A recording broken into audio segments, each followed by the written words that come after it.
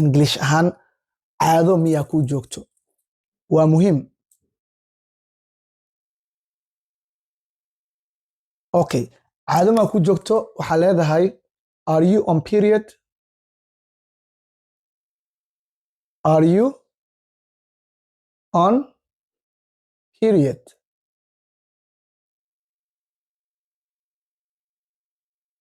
Are you on period?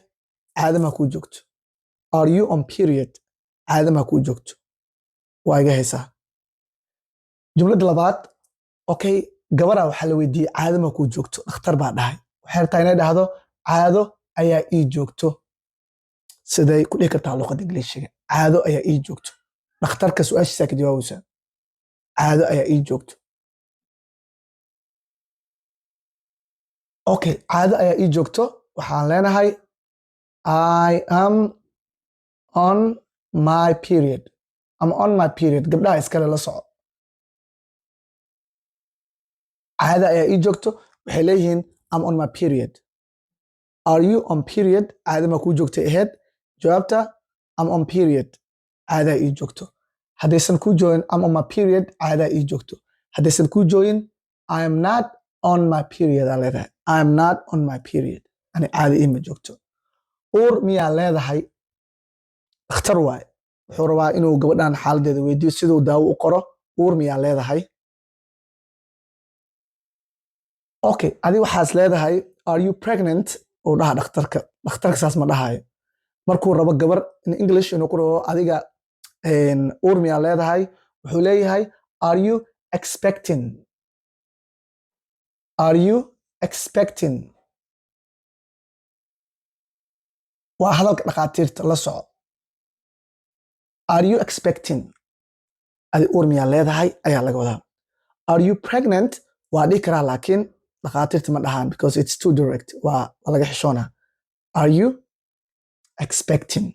okay, jumladda afraad, canug miyaa nuujinaysaa. canug miyaa nuujinaysaa. dhakhtarka wuxuu rabaa inuu daawo ku qoro. canug miyaa nuujinaysaa. su'aalahan iyo jawaabahan dhakhtar iyo waxaa iskale iyo gabar. wiil ma laha. okay, canug miyaa nuujinaysaa waxaa la leeyahay are you breastfeeding. Are you breastfeeding. adi ma canugaa nuujinaysaa. ma canug miyaa nuujinaysaa. Are you breastfeeding. canug maa nuujinaya. okay, jumlad shanaad, iyada walac miyaa.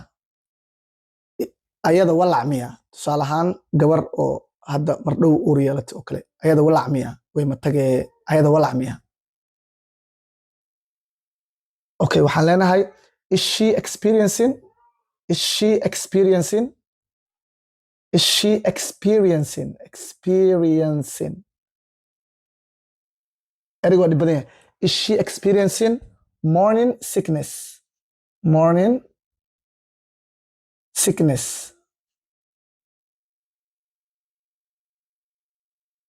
Is she experiencing morning sickness.